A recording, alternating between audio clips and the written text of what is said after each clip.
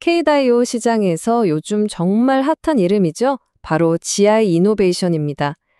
많은 투자자분들이 이 회사의 잠재력에 대해 궁금해하실 텐데요. 오늘 애널리스트의 시선으로 이 기업의 투자 가치를 제대로 한번 파헤쳐 보겠습니다. 핵심만 쏙쏙 포고서요. 네, 오늘 우리가 답을 찾아볼 질문은 바로 이겁니다. 과연 GI 이노베이션이 차세대 K바이오 리더의 자격이 있는가? 오늘 제 설명은 이 질문에 대한 명확한 답을 찾아가는 여정이라고 생각하시면 되겠습니다. 오늘 이런 순서로 한번 살펴볼게요. 먼저 이 회사의 투자 매력이 대체 뭔지 핵심 논리를 보고요. 그리고 파트너십이 얼마나 탄탄한지, 그 다음엔 바이오 기업이라면 피할 수 없는 리스크는 뭔지, 마지막으로 그래서 앞으로 뭘 봐야 하는지 성장 로드맵까지 쭉 짚어보겠습니다. 자, 그럼 첫 번째 이야기부터 시작해볼까요? GIA 이노베이션에 투자해야 하는 이유, 그 핵심은 바로 속도와 데이터, 이 두 가지 키워드에 있습니다. 지금 이 회사의 가치를 이끌고 있는 건 GI-102 같은 핵심 면역 항암제 파이프라인들이에요. 전략은 아주 명확합니다. 바로 속도죠. 임상을 최대한 빨리 진행해서 좋은 데이터를 확보하고 이걸 가지고 글로벌 빅파마에 기술을 수출, 즉 라이선스 아웃을 성공시키는 겁니다. 아주 심플하죠? 근데요, 시장이 왜 이렇게 초기 데이터에 열광할까요? 그건 바로 기존 약들보다 더 좋은 약이 될 수 있다는 가능성을 봤기 때문이에요. 아니, 그냥 가능성이 아니라 꽤 강력한 신호죠. 어떤 데이터인지 바로 다음 장에서 보여드릴게요.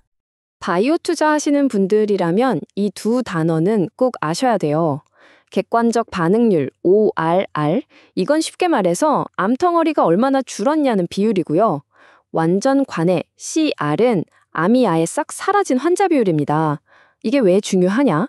GI 이노베이션이 경쟁사 약보다 부작용은 더 적은데 이 OR과 CR 수치가 더 높게 나왔다는 거예요. 이게 바로 기술 이전 협상 테이블에서 몸값을 결정짓는 가장 결정적인 카드입니다. 자, 그럼 두 번째 핵심으로 넘어가 볼까요? 이렇게 대단한 신약을 개발하려면 돈이 어마어마하게 들 텐데 그 돈은 어디서 나올까요? 바로 여기서 GI 이노베이션의 똑똑한 사업 모델이 빛을 발합니다. 보세요. 유한양행 일본 마루호 중국 심시어. 이름만 들어도 쟁쟁하죠? 이게 바로 우리 기술 이 정도야 하고 외부에서 공인도장을 받은 거나 마찬가지예요. 더 중요한 건 이 파트너십으로 받은 계약금으로 또 R&D에 재투자를 한다는 겁니다.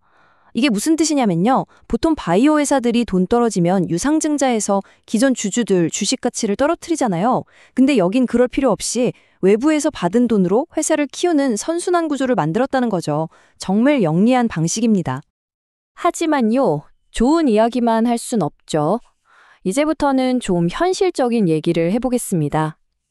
모든 바이오 기업이 거쳐야 하는 아주 혹독한 관문, 바로 리스크와 경쟁입니다. 국내만 봐도 만만치 않아요. 앱클론, Y바이오로직스처럼 항체 기반 면역 항암제 만드는 회사들이 버티고 있고 아예 헬릭스미스처럼 다른 방식으로 접근하는 회사들도 있죠. GI 이노베이션이 아무리 뛰어나다고 해도 이 경쟁을 뚫어야 하는 건 숙명입니다.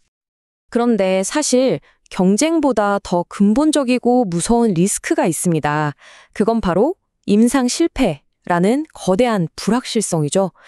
이게 얼마나 무서운 건지 K바이오 역사의 한 획을 그었던 잊을 수 없는 한 사례를 통해 한번 제대로 느껴보시죠. 기억하시는 분들 많을 겁니다. 한때 K바이오의 아이콘이었죠. 신라젠의 팩사백. 바이러스를 이용해서 암세포만 골라 공격하고 면역 시스템을 깨운다. 와, 이 과학적 원리 하나만으로도 시장은 정말 열광했습니다. 아니, 근데 투자자들은 왜 이렇게 큰 리스크를 안고도 달려들었을까요?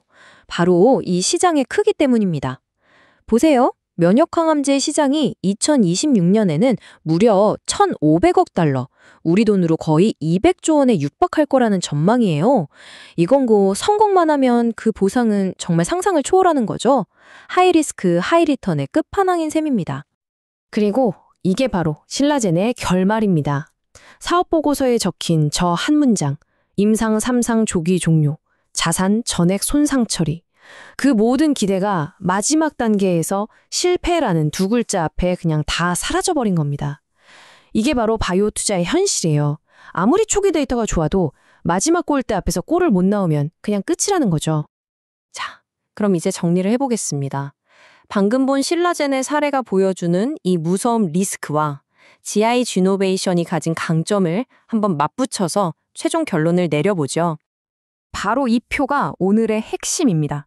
자, 오른쪽이 바이오 산업의 일반적인 리스크고요. 왼쪽이 GI 이노베이션의 대답입니다. 한번 볼까요? 리스크, 임상 후기 단계에서 실패할 수 있다. GI의 대답, 그래서 우린 초기 데이터부터 압도적이다. 리스크, 돈이 계속 들어간다. GI의 대답, 우린 주주돈 말고 파트너 돈으로 R&D 한다. 리스크, 경쟁이 너무 치열하다. GI의 대답, 우린 계란을 한 바구니에 담지 않는다. 여러 파이프라인이 있다. 어떻습니까? 바이오 산업의 고질적인 문제들에 대해서 아주 전략적인 답을 가지고 있는 거죠. 자, 그럼 앞으로 뭘 봐야 할까요? 만약 이 회사에 투자를 하신다면 회사가 약속을 잘 지키고 있는지 계속 확인을 해야 하잖아요. 제가 딱 체크리스트를 만들어 드릴게요. 바로 핵심 마일스톤입니다. 투자자분들이라면 앞으로 이 세 가지는 정말 눈여겨보셔야 합니다. 첫째, 곧 있을 글로벌 학회에서 나올 GI12의 임상 데이터가 어떻게 나오는지, 이게 가장 중요해요.